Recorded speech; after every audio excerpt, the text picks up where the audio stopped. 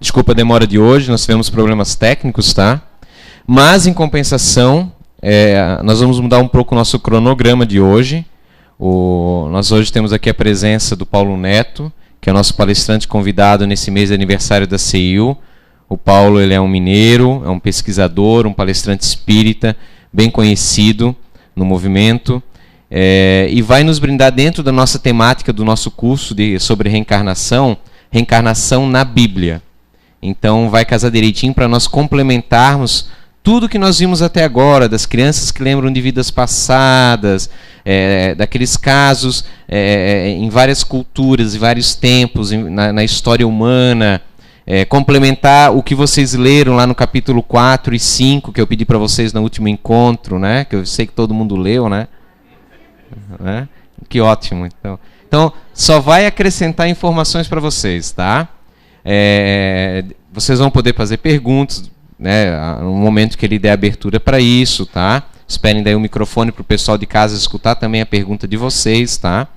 E no próximo encontro nós vamos fazer daí aquele geral que nós iríamos fazer, tá? De perguntas de tudo que nós vimos até então, para entrar numa nova temática depois, que nós vamos entrar sobre perispírito, tá? Que vai começar com casos que a Kátia Freiner vai trazer para a gente sobre experiências de quase morte. Tá? Então hoje nós temos essa grata satisfação, então vamos aproveitar bastante, aproveitar essa temática que o Paulo ele aborda vários assuntos. Ele tem um site, né, Paulo? Até se quiser depois passar o site para o pessoal, tá? Onde ele dispõe de todo o conteúdo, todas as pesquisas das palestras, dos livros. Ele tem livros publicados sobre assuntos diversos na área de pesquisa, estão disponíveis para qualquer um que queira lá baixar e consultar e pesquisar e usufruir daquilo, tá? Então vamos só fechar nossos olhos para uma pequena oração inicial, relaxando o corpo, a mente, pedindo para a espiritualidade, boa amiga aqui presente, que possa estar junto de cada um de nós, abrindo nossas mentes e corações para as informações que o Paulo vai nos brindar, que o nosso palestrante seja iluminado, intuído, a falar aquilo que cada um de nós necessita para o nosso engrandecimento, para termos forças no combate do dia a dia, na reforma que todos necessitamos dentro de nós. Em Teu nome, Senhor, da espiritualidade, boa amiga aqui presente, damos aberto as primeiras etapas de hoje, do nosso curso, que assim seja. Paulo, bem-vindo. Fica a palavra para o senhor. Hein? Ok, obrigado. Boa tarde, gente. Sempre toda palestra a gente faz a nossa oração particular, né? Levando o nosso pensamento a Jesus, pedindo que possa nos assistir através do mentor da casa, os trabalhadores do estudo, né? Que a gente possa fazer um bom proveito da tarde de hoje do nosso estudo. Então, nosso tema é reencarnação na Bíblia. Obviamente, não é? Para quem acredita, porque tem olhos de ver, porque tem pessoas que não enxergam de jeito nenhum.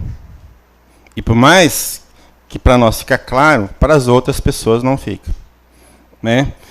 Mas a gente vai tentar mostrar para vocês, vamos compartilhar com vocês essa clareza, tá? Espero que no final a gente possa chegar num denominador comum. Bom, essa frase é uma frase que nós já vimos aí no meio espírita. E muitas pessoas dão essa frase como se fosse de Kardec. Mas, na verdade, não é de Kardec.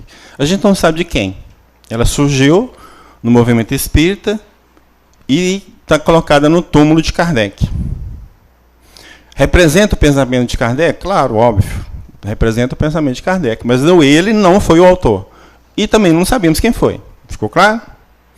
Porque muita gente vê a frase e põe na Kardec embaixo, né? Quer dizer, dá a impressão que é a frase de Kardec, mas não é de Kardec. Isso. Cabelinho de anjo. Uma das coisas fantásticas que a gente, pelo menos que eu acho em Kardec, que ele não tem preocupação de converter quem quer que seja. Nem de, vocês têm que se tornar espírita, não tem, né? Nunca preocupou com isso. Então, veja bem, ó. O Espiritismo se dirige aos que não creem, que duvidam. E não aos que têm fé e a quem essa fé é suficiente. Ele não diz a ninguém que renuncie às suas crenças para adotar as nossas. E nisso é consequente com os princípios de tolerância e de liberdade de consciência que professa. Veja bem, se eu quero a liberdade de seguir a religião que eu quero, eu tenho que dar o direito ao outro. Acabou. Né? E se a pessoa está bem numa religião, que fique lá. É preferir ela bem numa do que mal na minha. Tá certo? Não tem. E Deus lá vai ficar nos separando por religião? Esse tempo já passou. Né? A nossa compreensão de Deus, com certeza, é um pouco modificada para entender que Deus não nos separa por religião. Então, por que não vamos ficar aqui separando por religião? Ok? Revista Espírita, do ano de 1862. A reencarnação não é, pois, uma opinião. Essa é a opinião de Kardec, tá? Um sistema, como uma opinião política ou social, que se pode adotar ou recusar-se. É um fato ou não é. Ou seja, ela existe ou não existe. Né? Se é um fato, é inútil não ser do gosto de todo mundo. Quer dizer, se existe, se gostar ou não, faz a mínima diferença. Né? Não importa. Tudo que se disser não impedirá de ser um fato. Ok? Então, quando a gente fala de reencarnação, nós estamos falando da reencarnação como um fenômeno natural. Não estou falando de assunto teológico. Não estou falando de teologia. Teologia é outra coisa. É um fato que a gente vai dentro dessa ótica que nós temos que trabalhar. Essa frase eu achei interessante, porque me mostrou um outro lado, que eu não conhecia. Há duas maneiras de ser enganado. Uma é acreditar no que não é verdade. Essa todos nós sabemos. A outra é se recusar a acreditar no que é verdade. Deu para entender?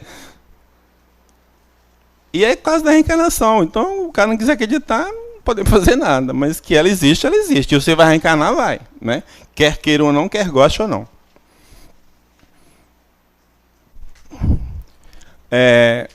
Deixa eu só ver uma coisa aqui. Portanto, ou seja, para nós espíritas, o fato da reencarnação estar na Bíblia ou não faz a menor diferença. Porque nós entendemos como fenômeno natural. Ok? Então, nós não buscamos fundamento teológico nenhum. A reencarnação nós acreditamos porque está na Bíblia. Né? Nós vamos mostrar que está. Né? Mas por que nós temos a preocupação de mostrar que está na Bíblia ou não? É porque muitas pessoas combatem a reencarnação falando, não está na Bíblia, não existe. Então não é por nós. Ok? É por essas pessoas que ficam atacando a doutrina, principalmente na questão da reencarnação, falando, a reencarnação não está na Bíblia, então não existe. Vocês estão acreditando em coisa que não está na Bíblia. Nós vamos mostrar que está. Né? A te se perguntar, a origem da crença dos espíritos na reencarnação seria pelo fato dela ter vindo dos espíritos, ou seja, nós acreditamos na reencarnação porque os espíritos passaram essa ideia? Kardec de novo. Revista Espírita. Se nós e tantos outros adotamos a opinião da pluralidade das existências, ou seja, da reencarnação, não foi somente porque ela nos veio dos espíritos. Não foi só porque veio dos espíritos. Mas porque nos pareceu a mais lógica. E que só ela resolve as questões até agora insolúveis. Então, a reencarnação, nós conseguimos entender por que uma pessoa nasce aleijada. Por que uma nasce rica e outra nasce pobre. Por que uma nasce com uma inteligência extraordinária e outra parece que não tem nenhuma. Né? Nós entendemos isso tudo de uma forma tranquila, sem ferir um senso de justiça, que é o mais importante. Né? Ou aquela ideia que Deus gosta desse, não gosta do resto. Né? Ok? Então, essas questões insolúveis do Espiritismo, ou a crença na reencarnação, resolve tranquilamente. O Kardec continua lá. Se viesse de um simples mortal, nós adotaríamos do mesmo modo. Então ele está falando, não importa a origem, ela tem lógica, então se viesse de um simples mortal, a pessoa comum aceitava. Né? E não hesitaríamos antes em renunciar às nossas próprias ideias. Não hesitaríamos antes em renunciar às nossas próprias ideias. Este é o grande problema nosso. Ou da grande maioria. Não queremos renunciar às nossas ideias para aceitar as outras. E nós temos a mente normalmente fechada. Então o que eu aprendi, que meu pai ensinou, que o outro me ensinou, então você tem como verdade e não aceita nada. Você não enxerga a verdade na sua frente. Então, para a gente aprender algo novo, você tem que desconstruir o que você sabe, porque senão você não vai aprender. Pode ser que o novo vai confirmar o que você já sabe. Ótimo. Mas também pode derrubar tudo. E você tem que estar pronto para aceitar esse novo, porque senão... né? Do momento em que um erro é demonstrado, o amor próprio tem mais a perder do que a ganhar, obstinando-se numa ideia falsa. Então, se eu demonstrei que uma coisa é errada, e se eu fico insistindo, isso é orgulho puro. Você só tem a perder se ficar mantendo com essa ideia. Então, se você provou que aquela ideia é verdadeira, então, o que o bom senso pede? Que a gente mude de ideia. Ok? Do mesmo modo, teríamos repelido, embora vindo dos espíritos, se ela nos parecesse contrária à razão, como repelimos muitas outras. Então, Kardec, o primeiro ponto que fez ele aceitar a reencarnação foi a lógica. Então, ele diz, se não tivesse lógica, eu não ia aceitar. Pode vir de quem for, que eu não estou nem aí. Não aceito. E essa é a proposta que ele traz para nós. Ou seja, se não tiver lógica, não aceita. Você vai só aceitar ou pensar em estudar a hipótese ser verdadeira, algo que tem lógica. Se não tiver, você não precisa nem perder tempo, não. Não tem lógica, pode jogar fora. Ficou claro? Porque sabemos, por experiência, que não é preciso aceitar cegamente tudo que vem de sua parte. Ou seja, de sua parte de quem? Dos espíritos. Então, hoje, infelizmente, aí eu posso falar do movimento espírita, que tem pessoas que aceitam de... não veio do espírito tal, eu aceito. Não é assim, não foi isso que Kardec nos falou. Não importa qual espírito que passou a mensagem, nem qual médium. Ok? Porque todos os médios estão sujeitos a obsessões. Todos. Não salva ninguém. Então, num momento de fraqueza, ele pode captar um pensamento equivocado e passar, e porque ele veio de fulano, todo mundo está aceitando. Deu para entender? Então, nós temos que tomar cuidado. Lógica na frente. Ok? Então, vamos lá.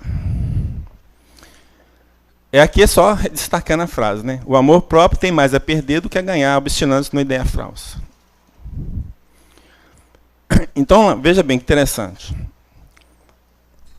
E nós vamos reconhecer, claro, que a palavra reencarnação não tem na Bíblia. Se você procurar reencarnação, você não vai achar. Ok? Mas, de igual modo, a palavra trindade também não tem, e o pessoal não acredita. Interessante, né? Fala que não acredita na reencarnação porque a palavra reencarnação não está na Bíblia, mas acredita na trindade que a palavra também não está na Bíblia. Então, peraí, vocês resolvam para mim o que vocês querem, para eu poder definir. Né? Agora, o que é mais curioso, que é mais fácil eu mostrar para vocês que tem reencarnação na Bíblia do que a trindade. Deu para entender? Então, vamos lá. Tem dois passos, duas passagens, que são tomadas como base para a trindade. Uma é Mateus 28, 19. Então, diz lá. Ide, portanto, fazei discípulos em todas as nações, batizando-os em nome do Pai, e do Filho, e do Espírito Santo. Só que o que acontece é o seguinte. Alguns estudiosos nos passam a informação de que esse trecho, batizando-os em nome do Pai, do Filho e do Espírito Santo, é um acréscimo. Ou seja, tem textos mais antigos, não tem essa passagem, não. Esse texto não. Então, o texto antigo seria: ide, portanto, fazer discípulo em todas as nações. Pronto, morri Bahia. Foi acrescentado por quê? Porque em função de um concílio que começou a provar a questão da trindade, então precisou-se ajustar os textos bíblicos a esse conceito ou esse dogma que foi criado. Ficou claro? E como a maioria da gente não tem essa preocupação de sair procurando, né, pesquisando as fontes, a gente passa, não, está lá. Né? Mesmo assim, fala Pai, Filho e Espírito Santo, mas não está falando também os três são um só, não. Citou os três nomes. Mas e daí? Os três nomes só é pouca coisa. Pode, né? Ok? E outra passagem é assim, porque há três que é testemunho. Aí, entre parênteses, normalmente quando tem entre parênteses num texto bíblico é glosa, é uma coisa que foi acrescentada. No céu, o Pai, o Verbo e o Espírito Santo. E três são um só. Há três que testemunham na terra. O Espírito, a água, o sangue, esses três são um. Então o texto, a versão original, não tem essa parte em vermelho. Porque há três que testemunham. O Espírito, a água, o sangue, e os três são um só. Mas o que são um só? O Espírito, a água e o sangue, não? Perceberam a diferença? Então a versão original do texto de João é essa aqui. Deixa eu ver se eu coloquei. Isso. Vamos pegar Marcos, nesse mesmo episódio, o que é que Marcos fala? Ide por todo mundo e pregar o evangelho a toda criatura. Não fecha com a primeira parte do texto de Mateus, não? Deu para entender ou não? A parte em preto. Então, o que nós falamos? Que a parte colorida foi um acréscimo. Não fica claro? Não fica evidente? Até mesmo considerando que os estudiosos dizem o seguinte, que Mateus usou o texto de Marcos como base. Então aí fica mais evidente que foi um acréscimo posterior. Ficou claro? Só que tem um negócio interessante nessa trindade. Porque outras culturas também acreditam em trindade, né? Nós temos os egípcios que acreditam na trindade, os hinduístas acreditam. Só que essas trindades, principalmente a cristã, ela não fecha com o conceito de trindade das trindades antigas. Porque a trindade antiga era o quê? Era uma família. Pai, mãe e filho. E a cristã, o que é? Alguém pode me explicar? Não tem. Deu para entender? Nós copiou errado, porque não é por aí. Pegou a ideia errada. Então, só para mostrar que a coisa não tem muito sentido, não tem lógica, né? Vamos lá. Nós sabemos, historicamente, né, pelo menos até certo ponto também, que é muito duvidoso, que os hebreus ficaram como escravos no Egito por volta aí de uns 430 anos. Ok? Esse período dá em volta de 12 a 14 gerações. Né? Então vamos imaginar, um povo subjugando o outro, que ficou, vamos pôr 12 gerações, né? 12 gerações ali, né? Será que lá na frente, a 13ª geração, tinha toda a cultura do primeiro que chegou lá atrás? Nem com muito esforço. Deu para entender?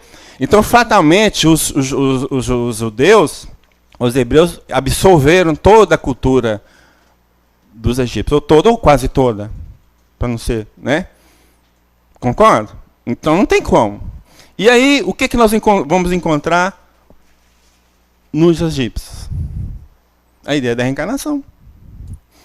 Num papiro de Hunefer, acha essa aí. Ó, a verdade manifesta-se pelas encarnações.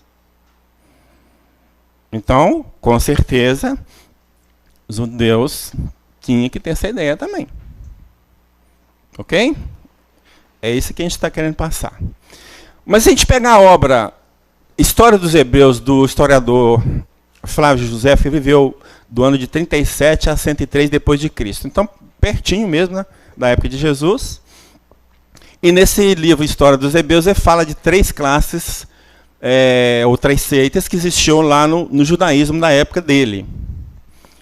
Inclusive, pelo menos 2 delas são citadas nominalmente no Evangelho. Seriam os essênios, os saduceus e os fariseus.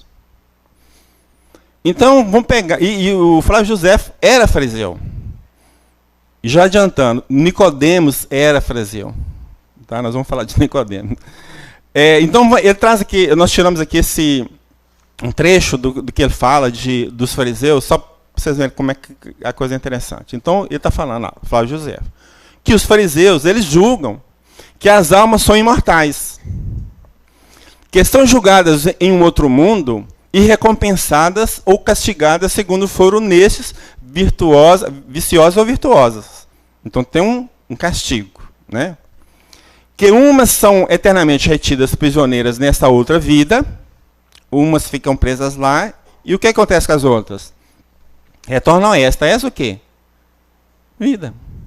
Isso não é reencarnação, não? Obviamente que o conceito aqui de reencarnação é um pouco diferente do nosso, né? Porque o prêmio é voltar para a Terra, né? Aqui o prêmio é voltar para a Terra. O castigo é ficar preso lá, né? E já vi que nesse prêmio não é muito bom, né? Então, nós estamos preferindo ficar lá do que vir para cá, né? Mas, de certa forma, não deixa de ser o conceito de reencarnação, Né? Então fala assim, que os judeus não acreditavam na reencarnação. Não tem sentido. Nós podemos até falar assim, que eles acreditavam não da forma que nós entendemos, tudo bem. E de repente podia até falar assim, que não era para todo mundo. Ótimo, tudo bem. Até aí tudo bem. Mas falar que não acreditavam é que não tem base. E aqui nós estamos falando de um historiador judeu. Então não tem como questionar. Não é um texto espírita que está defendendo a tese. Então, ok? Então agora vamos ver o que a gente pode encontrar na Bíblia aqui. Vamos lá. Óbvio que a ideia da reencarnação ela não está isolada, né? Tem outras coisas que são juntas, né, com a ideia de reencarnação, como o caso da preexistência. Ou seja, não tiver preexistência, não tem reencarnação. A lei de causa e efeito está intimamente ligada, né, à reencarnação, e a lei do progresso, obviamente. Ok? Então nós vamos tentar ver se a gente encontra esses três conceitos dentro da Bíblia, porque se não tiver, já fica difícil para a gente sustentar a questão da reencarnação na Bíblia. Ok? Então a ideia nossa é essa. Preexistência. Jesus respondendo diz o seguinte, eu garanto a vocês, antes de Abraão existisse eu sou. Ou seja, antes da existência de Abraão eu já existia. Isso é preexistência ou não? João de novo e Jesus. E agora, Pai, glorifica-me junto a ti, como a glória que eu tinha junto de ti antes que o mundo existisse. Opa!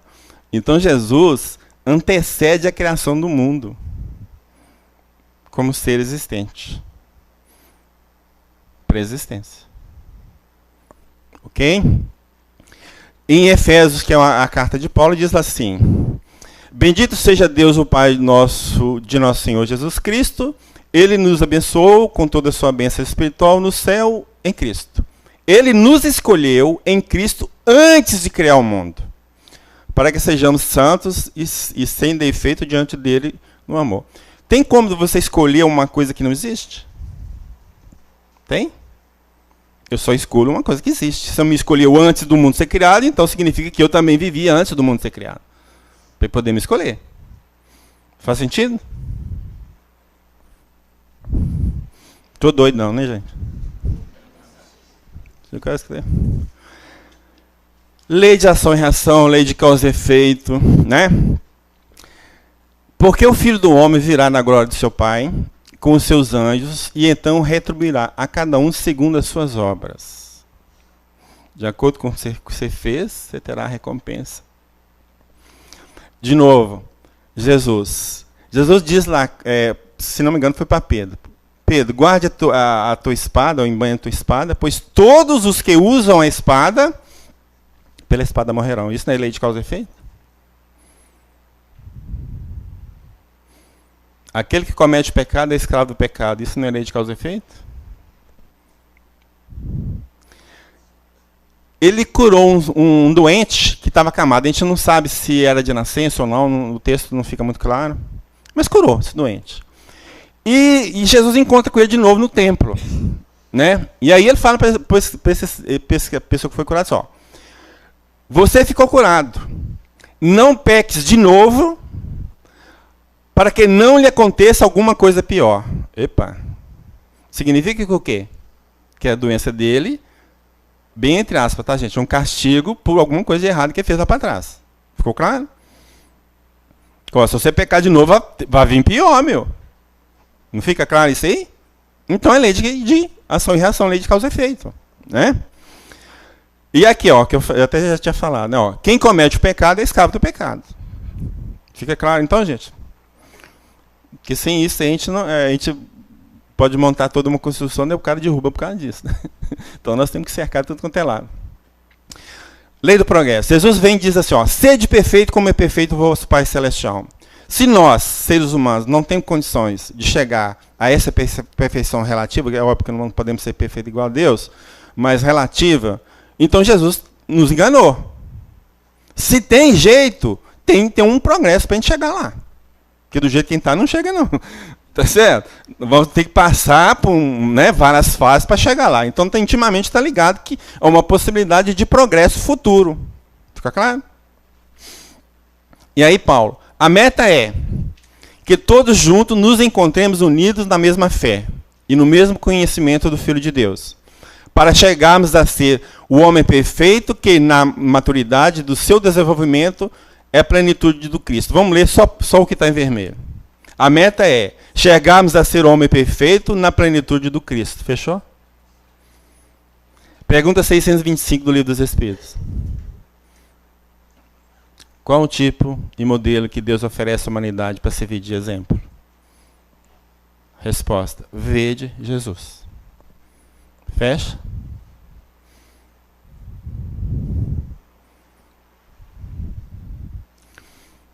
Esse é o famoso diálogo de Jesus com Nicodemos. Que eu já adiantei que ele era fariseu. Ele foi ter com Jesus de noite, né? Porque ele, como representante lá do Sinédrio, né, ficou meio sem jeito de encontrar com Jesus de dia, né, e todo mundo falar, então ele foi de noite. Então, narra, deixa eu ver, texto de João. Então narra João lá o seguinte, ó. Havia entre os fariseus um homem chamado Nicodemos, um dos principais dos judeus. Ele foi ter com Jesus de noite e disse-lhe: Rabi, sabemos que é mestre, vindo de Deus, pois ninguém pode fazer esses sinais que tu fazes se Deus não estiver com ele.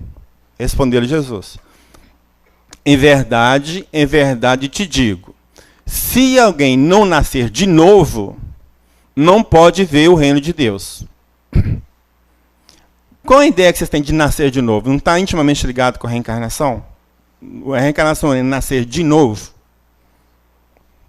Agora vamos ver o que Nicodemos vai na sequência e pergunta a Jesus. Ele diz assim, ó: como pode um homem nascer sendo velho? Porventura pode tornar a entrar no ventre de sua mãe e nascer de novo? Então entendeu que ele estava falando de reencarnação. Ele só não entendia qual o processo. Deu para entender? E esse texto eles usam muito para falar do batismo, né, como é que fala? Do nascimento espiritual, não sei o que tem. E alguns textos os bispas podem procurar, em vez de nascer de novo, está nascer do alto. Porque é uma das traduções que pode se dar a palavra que usa aqui, que já anotem, você pode traduzir por do alto, mas dentro do contexto, principalmente dentro do que Nicodemos fará na sequência, só pode significar mesmo de novo. Senão não tem sentido o que ele está falando aqui. Deu para entender ou não? Então, se a gente colocar do alto, então isso aqui que Nicodemos falou não tem sentido dentro do texto. Né? Jesus respondeu: em verdade, eu te digo, se alguém não nascer da água e do Espírito, não pode entrar no reino de Deus. O que é nascido da carne é carne, o que é nascido do Espírito é Espírito. Não te admires de eu te haver dito, o necessário vos é nascer de novo. O vento sopra onde quer e ouves a sua voz, mas não sabes de onde vem nem para onde vai. Assim é todo aquele que é nascido do Espírito. Perguntou-lhe Nicodemos: como pode ser isto? Respondeu Jesus: tu és mestre em Israel e não entende essas coisas? Se vos falei de coisas terrestres e não credes, como crereis se vos falar das coisas celestiais? Reencarnação é coisa celeste ou coisa terrestre? Principais pontos. Se alguém não nascer de novo, ideia da reencarnação, fica claro. Como pode um homem nascer sendo velho? Então, para o final dessa fala de Nicodemos, nós percebemos que ele entendeu que Jesus estava falando de reencarnação, só ele não entendeu como que processava a reencarnação. É isso que o texto dá a entender. Se alguém não nascer da água e do Espírito, está vendo? Tá batismo.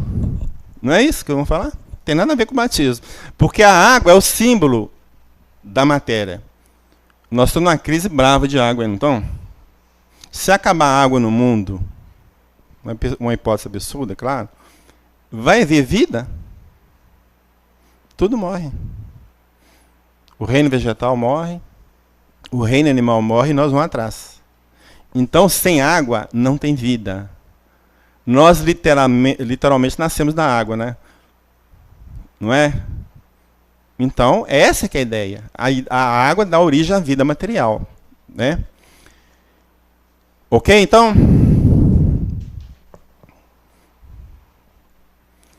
O que é nascido da carne é carne, o que é nascido do Espírito é Espírito. Então, é uma clara separação. a matéria é uma coisa e o espírito é outra. Nós, seres humanos, proporcionamos na criação a matéria do ser que cria. Deus coloca naquela matéria que nós criamos o espírito. Cada coisa vem no lugar. Nós não colocamos no corpo que nasceu, na criança, o nosso espírito, uma parte do nosso espírito, um pedacinho, sei lá. Né? Então esse espírito vem de Deus, não é parte nossa na criação. O caso do cego de nascença. Ao passar, Jesus viu um cego de nascença. Os discípulos perguntaram: Mestre, quem foi que pecou para que ele nascesse cego? Foi ele ou seus pais? Jesus respondeu: Não foi ele que pecou, nem seus pais, mas ele é cego para que nele se manifestem as obras de... Pergunto: quando é que um cego de nascença vai pecar? A não ser numa vida anterior. Sentido? Ele é cego de nascença. No caso, Jesus, não foi ele. O pai pode vir ter um filho com uma certa deformidade em função de compromisso com a justiça divina. Pode, também.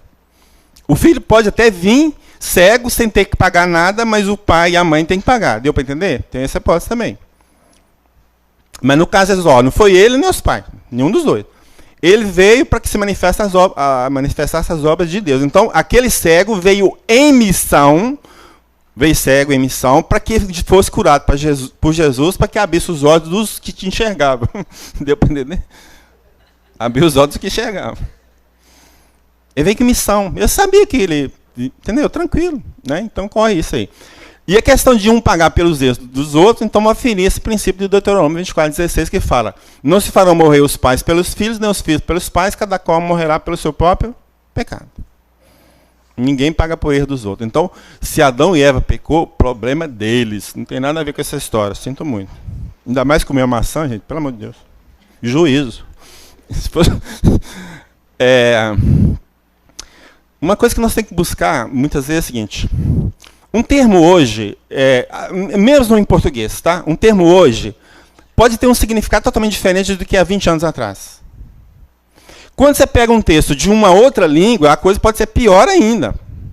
Tá? Então, muitas vezes, você tem que buscar entender o termo de acordo com a mentalidade de quem escreveu. E aí que é a dificuldade nossa. É muito difícil fazer isso.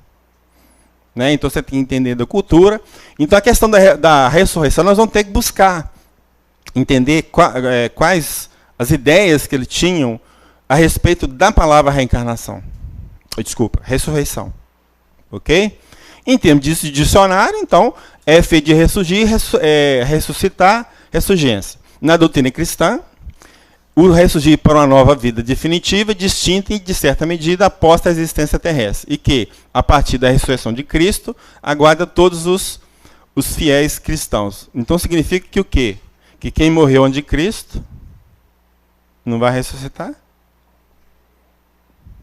A partir da ressurreição de Cristo, aguarda todos os cristãos. Olha, antes de Cristo não tinha cristianismo. Né?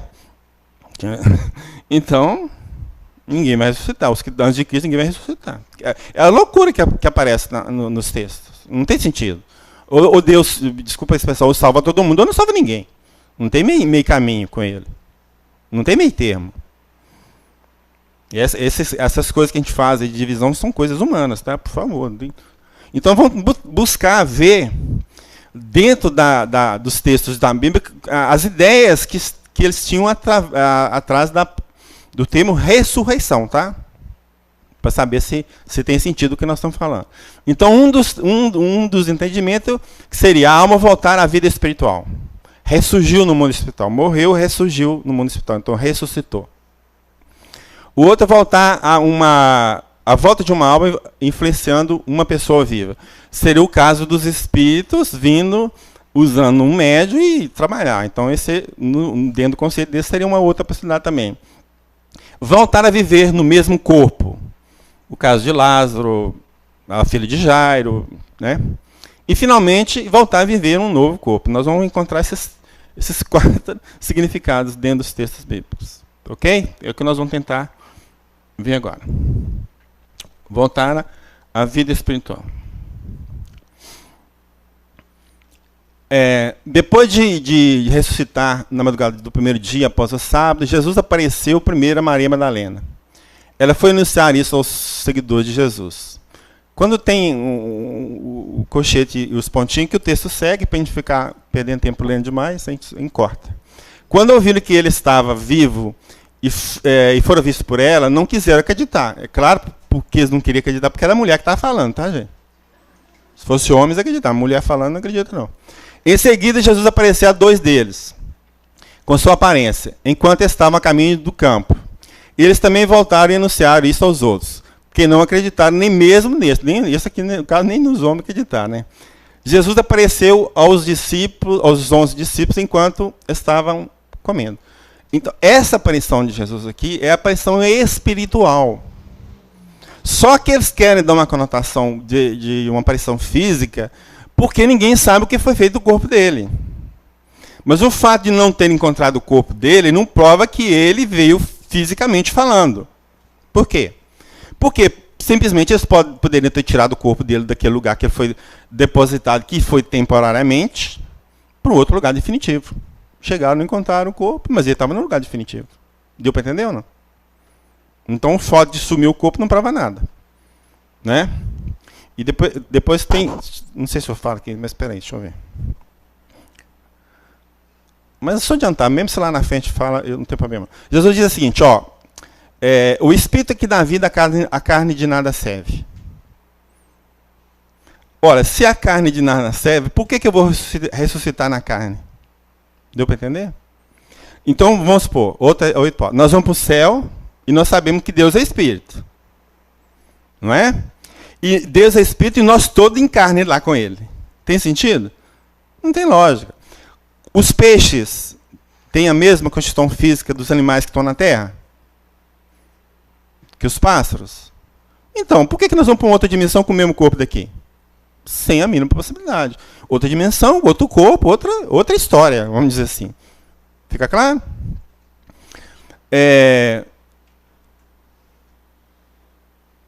Aqui é o seguinte, tem uma lei lá de Moisés que obrigava a mulher a casar com o cunhado se o marido dela não tivesse deixado filho. Ela era obrigada a casar com o cunhado. O filho que pudesse nascer daquele casamento seria considerado filho do primeiro e levava o nome do primeiro. Aí eles colocam uma situação para Jesus, ó, essa mulher teve que casar com 7 por causa disso. Né?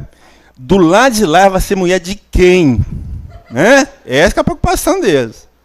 Né? Vai dar um rolo danado a pessoa. E aí Jesus fala assim, ó, vocês estão enganados. Na ressurreição, os homens e as mulheres não se casarão, pois serão como os anjos do céu. Você conhece algum anjo material? Ou nossa ideia de um anjo sempre foi espiritual? Ficou claro?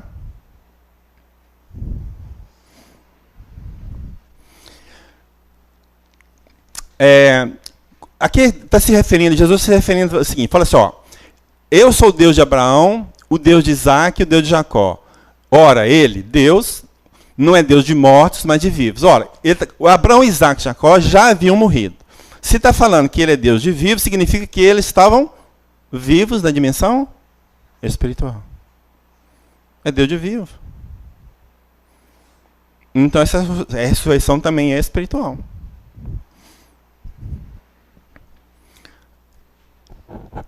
E quando aconteceu da morte de Jesus também, narra lá os textos, né, que os túmulos se abriram e muitos santos falecidos ressuscitaram, saindo dos túmulos depois da ressurreição de Jesus, apareceram na cidade santa e foram vistos por muitas pessoas.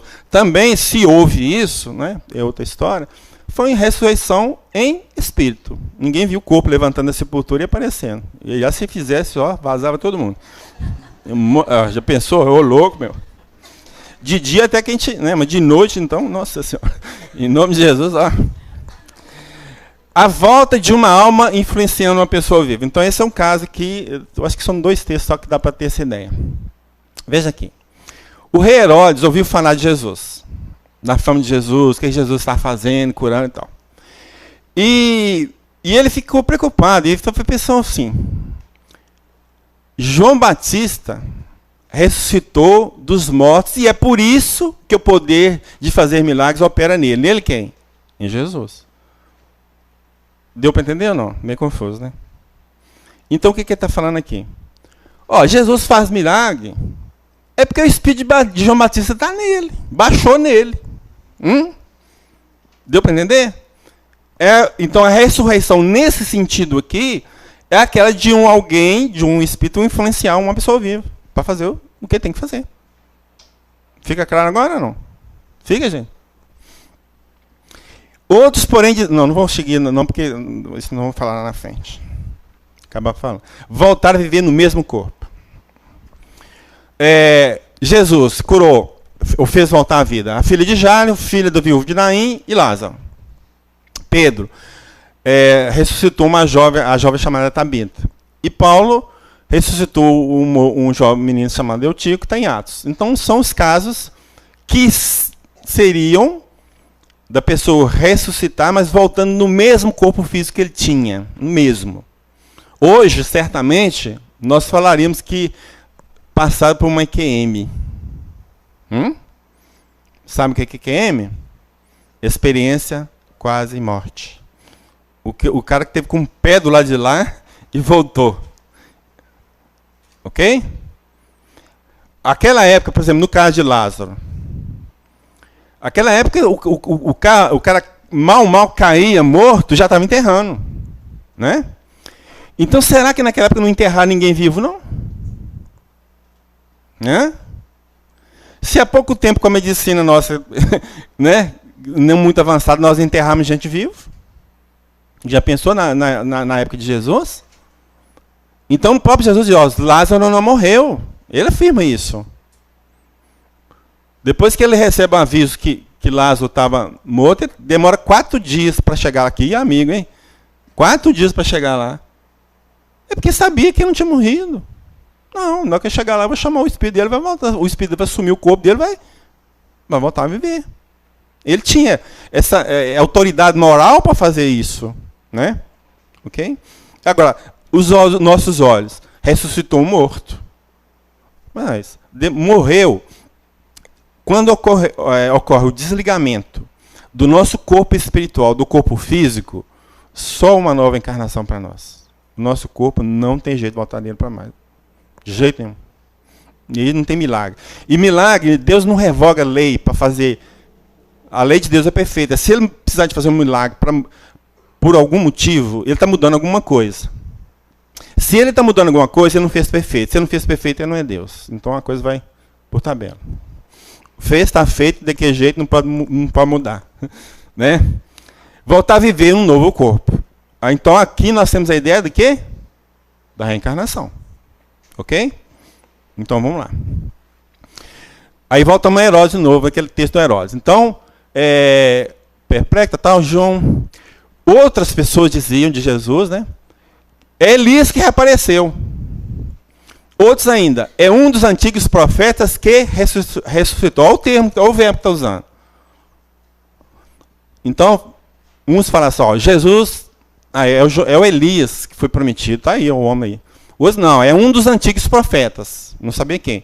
Ora, como que Elias ou um dos antigos profetas podia voltar na pessoa de Jesus se não fosse pela reencarnação? Tem algum jeito? Jesus perguntou, quem diz a multidão que eu sou? O que eles falam a respeito de mim?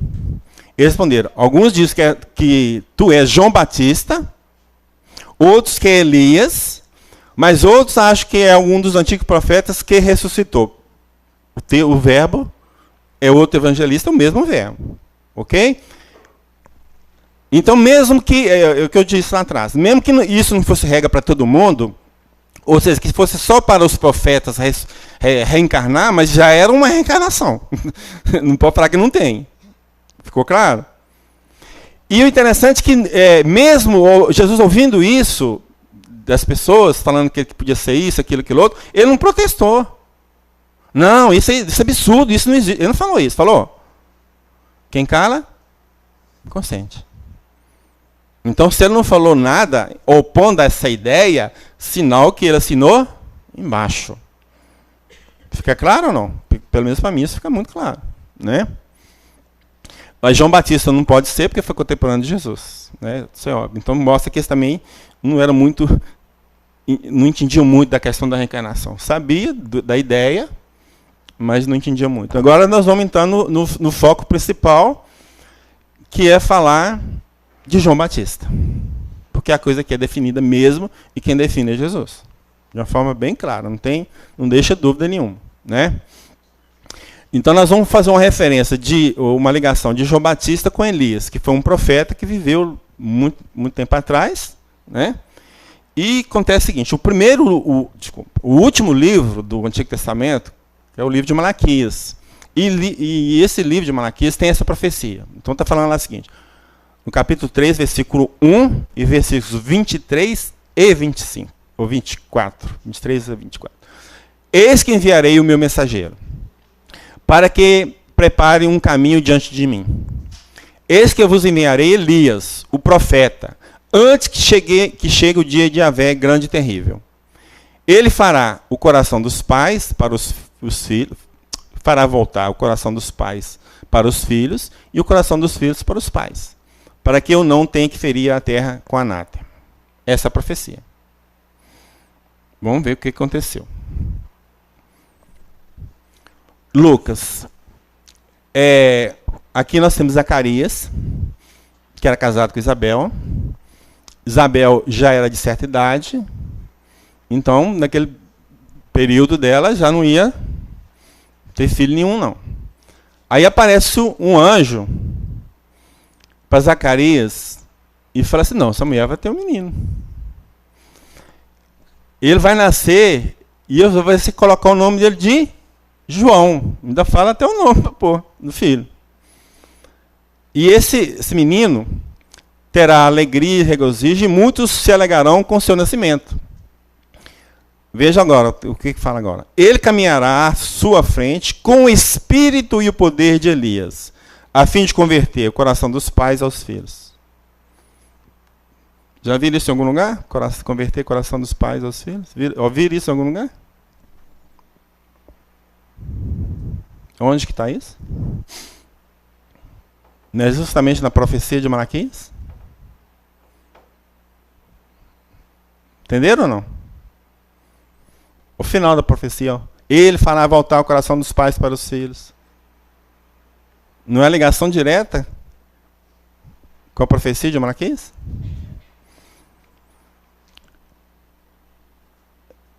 Olha o texto lá. E ele irá adiante dele com o espírito. Lá, aqui fala. Deixa eu ver se eu volto aqui. O espírito e o poder de Elias. Olha, nós sabemos que os profetas, eles agem pelo poder de Deus. Então, se era um profeta, tinha que falar com o espírito e o poder de Deus e não de Elias. Agora, algumas Bíblias... Como é que tira isso aqui? Será que sai? E algumas Bíblias, então, para tirar aquela ideia do poder de Elias, eles mudam. Então, ó, o espírito é a virtude de Elias. E aí você acha de tudo quanto é jeito, né? Eles querendo fugir daquela ideia. Porque você está falando com o espírito e o poder de Elias, para você estar com o espírito e o poder de Elias, você tem que ser o próprio Elias. Ou seja, a reencarnação. Então eles mudam do termo para ficar meio assim vago, e quem lê não vai entender muita coisa não. Ok?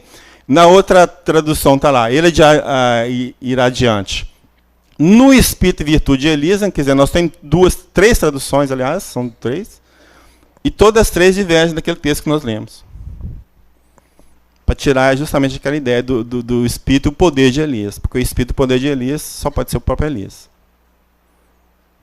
Ficou claro?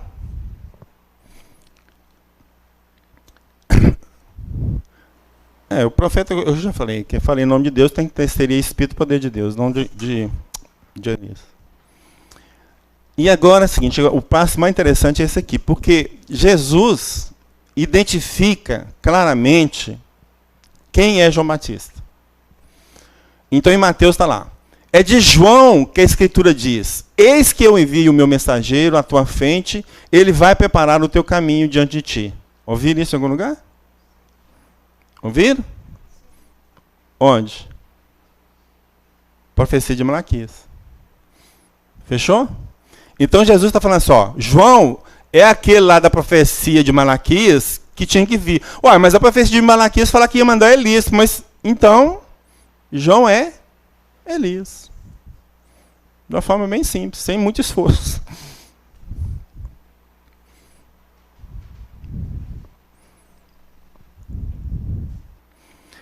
Veja bem, a frase, desde os dias de João Batista até agora. Aí segue o texto. Quando você tem uma pessoa que tem uma idade igual a sua, tem sentido você falar assim, ó, desde o tempo de fulano? Fica meio sem sentido, não fica? Se você fala assim, não, desde o avô de fulano, opa, aí já tem sentido, não tem? Então, se João Batista foi contemporâneo de Jesus, não tem sentido ele falar desde o tempo de João Batista. Agora, se ele estava querendo dizer, ó, desde que quando João é Elias, epa, agora sim, já deu sentido. Percebe ou não a diferença? É porque sabia que João era Elias, então seria mais ou menos o que ele falou assim, ó, desde o tempo de Elias isso foi acontecendo. Fica claro?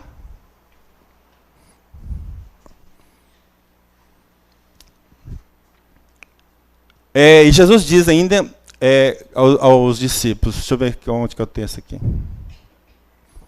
Tá. Transfiguração no Monte Tabor. Aí aparece Moisés e Elias conversando com Jesus. Não que os discípulos viram Elias e falam assim, não estou entendendo mais nada. Mas a Escritura não fala que Elias tinha que voltar? Mas não está ali. Aí questiona Jesus. A respeito de como, aqui ó, por que motivos os escribas dizem que é preciso que Elias venha primeiro? Aí Jesus responde, ele certamente virá primeiro. Então, Elias vai vir sim. Para restaurar tudo. Eu, porém, vos digo, Elias já veio. Então já está afirmando, ó, ele já veio sim. Né? E fizeram fizeram com ele tudo o que quiseram, como dele estava escrito. Quem é esse cara que eles fizeram tudo com ele? É o Senhor João Batista.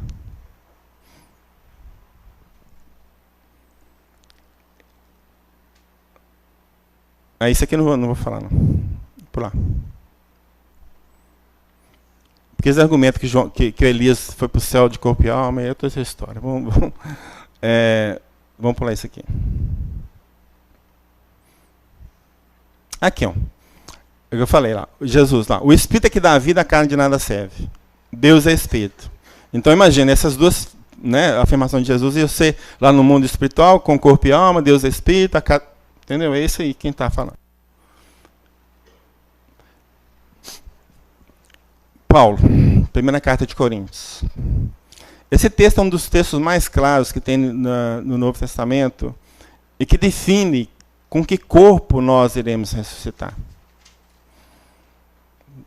E Paulo assim, deixa uma situação muito clara. Então ele começa lá. Todavia, alguém dirá, como é que os mortos ressuscitam? Com que corpo voltarão? A resposta dele, insensato. Aquele que você semeia não volta à vida, a não ser que morra. E o que você semeia não é o corpo da futura planta que deve nascer, mas simples grão. Então, estou fazendo uma comparação do nosso corpo com a planta. O mesmo acontece com a ressurreição dos mortos.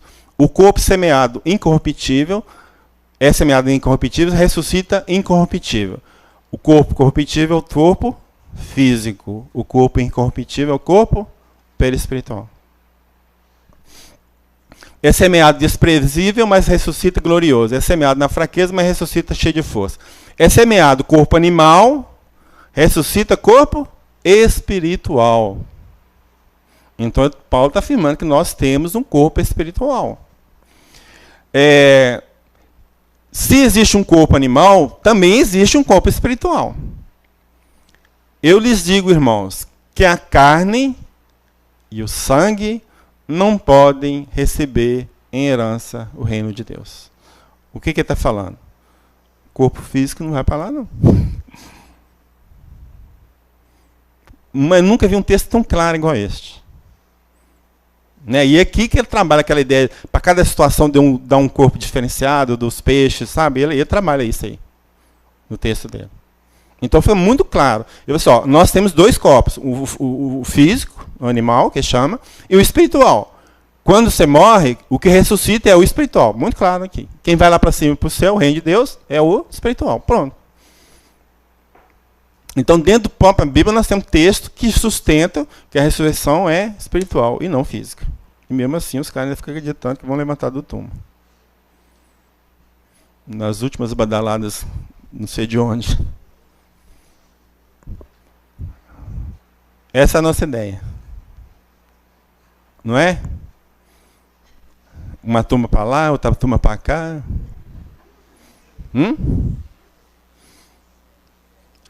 Eu bem que assim, já pensou? Você no céu? Anos e anos a fio, escutando anjos tocando harpa, mesma história. Não. Um ano eu aguento, mas depois disso, sei não, viu? Pelo amor de Deus. É atividade, os espíritos estão aqui, né? A gente vê as informações, os espíritos estão tudo ativos, eu não aguento ficar parado. Quando você pode, lá do mundo espiritual, agir, até beneficiando os seus entes queridos que ficaram para trás, que você tem mais poder, vamos dizer assim, e você fica lá escutando anjos, tocando harpa. Ah, pelo amor de Deus, juízo, meu. Vamos trabalhar, né? Agora, por que essa ideia nossa? Óbvio, você fica com uma coisa puxa a outra. Por que essa ideia nossa de estar no céu sem fazer nada? Porque de onde surgiu isso? Em contrapartida ao pecado de Adão, ao castigo de Adão. Ele foi condenado a trabalhar para sobreviver? Bom, então agora que eu morri, eu quero ficar à toa. Essa é a ideia, entendeu? A gente criou a contrapartida. Agora vamos ver uma pesquisa que nós descobrimos. Interessante. Que tem a ver com essa ideia de céu e inferno. Porque a ideia de céu e inferno, o que é? É contrária à reencarnação. Né? Não é isso? A opção que nos dão em relação à contrária reencarnação. Então, na pesquisa feita em 2001, do Instituto Vox Populi, né, a pedido da revista Veja, fizeram várias perguntas às pessoas. Então, perguntaram, acreditam no diabo? 44% dos católicos acreditam. 81% dos evangélicos também acreditam. Creem na vida eterna do paraíso? Opa, agora o negócio foi lá em cima, né? 84% acreditam no paraíso, os católicos, e 96% dos evangélicos. Agora vamos ver. Quando perguntaram para eles assim, e você acredita que vai para o inferno? Não achou um até agora. Mas beleza, que o inferno é para você, não é para mim, é para você. Não é... Aí é fácil acreditar, meu. É isso. Então é muito fácil acreditar no inferno desse tipo, que é sempre para o outro. Ué.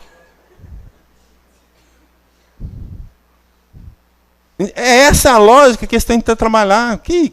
Entendeu? Para mim, coisa mais sem lógica, não tem sentido. Aqui é a lista da bibliografia que nós trabalhamos. As imagens, eu sempre digo, dá a César o que é de César. A gente trabalha com as imagens, mostrar de onde nós tiramos as imagens todas. E aqui está o meu site. Quem entrar lá vai ver essa primeira página, várias categorias, tá? E tem uma categoria, ela chama assim, palestras em slide. Aí você clica lá, vai abrir uma outra página. Coloca em ordem alfabética, tá? Essa palestra está lá como reencarnação, está na Bíblia, uma hora, e tem uma de 1h30. Se quiser o outro, um pouquinho maior, só baixar, dá para quem quiser. Se tiver alguém que trabalha, que faz palestra em casa espírita e quiser usar o material e achar que precisa de mudar alguma coisa, pode entrar em contato comigo pelo meu e-mail, que eu mando o material em PPT e o cara pode mudar o que quiser. Ok? Acho que eu sempre digo, né? Que a gente sempre trabalha com o texto dos outros, com a ideia dos outros, porque eu vou segurar pensando que é menino de jeito nenhum. Então, quem quiser usar, e não faz diferença nenhuma se citar meu nome ou não, para mim não faz a mínima diferença. Tá? Ficou claro? Conseguir colocar, porque a ideia é uma coisa, colocar essa ideia para que as pessoas entendam de forma clara é difícil, não é fácil não. Mas ficou claro para vocês que está lá assim da forma, para quem tem olhos de ver, né, como se diz, né, porque Se o cara não quiser ver, não vai ver mesmo. Ok? Alguma dúvida? Mas então agradeço a paciência de vocês, a chance de falar.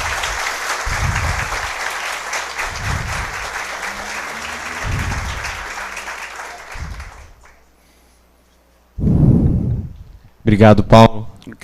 Nossa, complementou muito o nosso curso.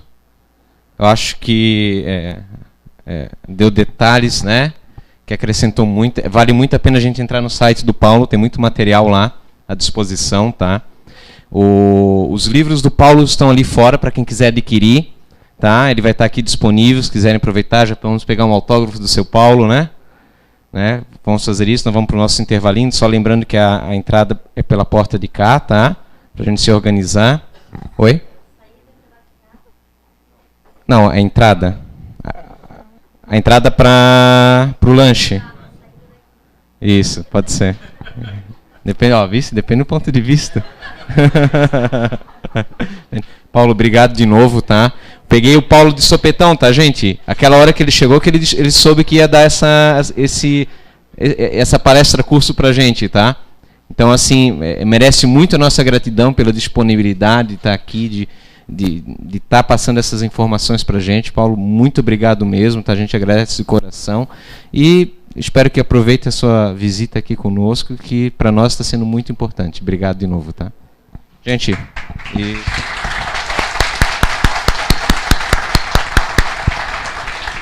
Então, pessoal, vamos para o nosso lanche, tá? Depois da